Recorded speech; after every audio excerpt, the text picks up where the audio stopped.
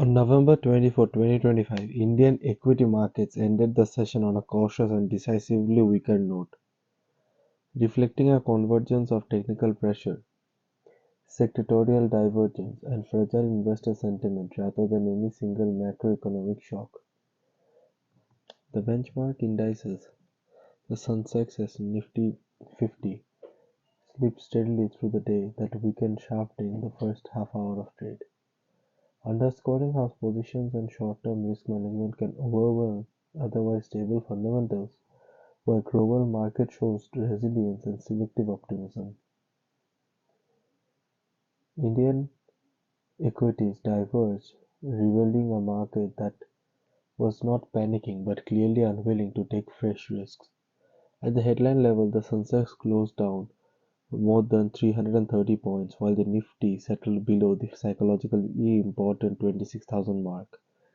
These numbers, while not extreme in percentage terms, carried symbolic weight because they followed a period of consolidation near record highs. Markets that hover near peaks are particularly sensitive to uncertainty, and even modest triggers can prompt traders to reduce exposure. The decline was therefore less about fear, more about discipline, as participants chose to protect gains rather than chase momentum in an environment filled with unresolved questions. The defining feature of the session was expiry-day pressure, with weekly derivative contracts expiring and traders adjusted positions with narrow range, suggesting equilibrium between buyers and sellers. However, once expiry date unwinding began, settling accelerated, selling accelerated and breaking the illusion of stability. This partner reinforced the idea that the day's weakness was driven more by market structure positioning than by sudden deterioration in economic outlook. Sectoral performance revealed the true fault lines beneath the indices. Realty shocks emerged as the biggest drag, falling over 2%, reflecting concerns about interest rate sensitivity, valuation fatigue, profit booking after a strong run. Mental shocks also declined, weighing down by uncertainty around global demand and commodity price sustainability.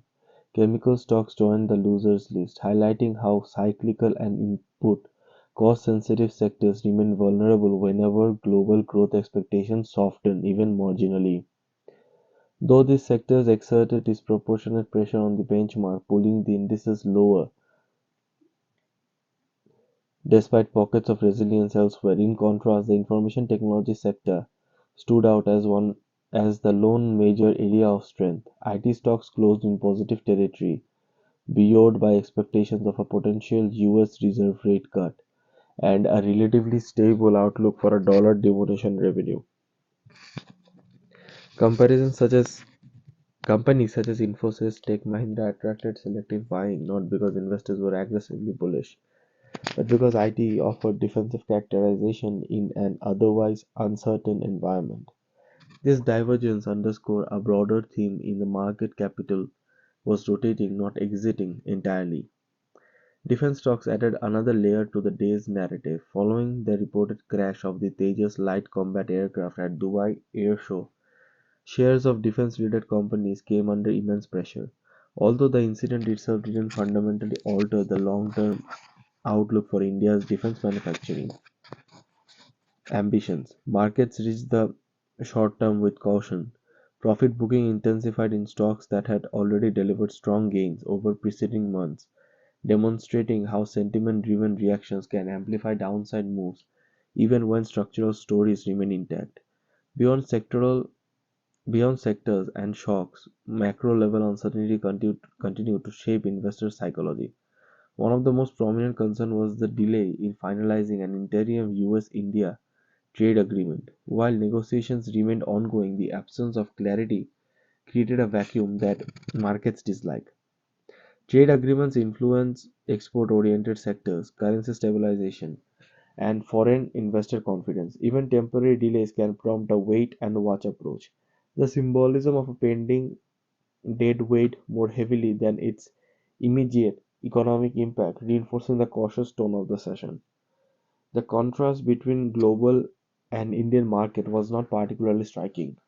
While indices such as the S&P 500 and FTSE showed positive momentum, Indian markets moved in the opposite direction. The divergence highlighted the importance of domestic factors over global cues on that day. It also reminded investors that correlations are not constant. Local technical levels, sector composition, and political or trade-related uncertainties can cause markets to decouple temporarily from global trends. From a technical perspective, the Nifty behavior offered valuable signal. Analysts identified the 25,850 to 25,800 zone as a crucial support area aligned with the 20-day exponential moving average. On the upside, resistance was seen around 26,100 to 26,130. The index inability to decisively claim the 26,000 level signaled hesitation rather than breakdown. As long as support holds, the broader trend remains intact, but clear move beyond resistance will be required to restore bullish conviction. Until then, the market is likely to remain range-bound, vulnerable to sharp but short-lived moves driven by events on expires. The broader market painted an even more cautious picture. Mid-cap and small-cap indices underperformed the benchmarks, with small-cap seeing sharper declines.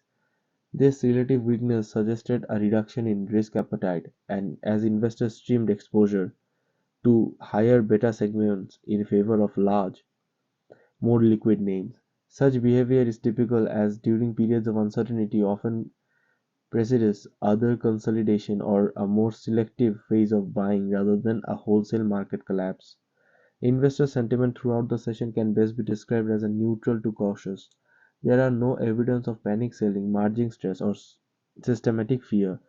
Instead, the market exhibits controlled risk reduction. Traders and investors appear acutely aware of upcoming global and domestic catalysts, including monetary policy decisions, macroeconomic data release, geopolitical developments.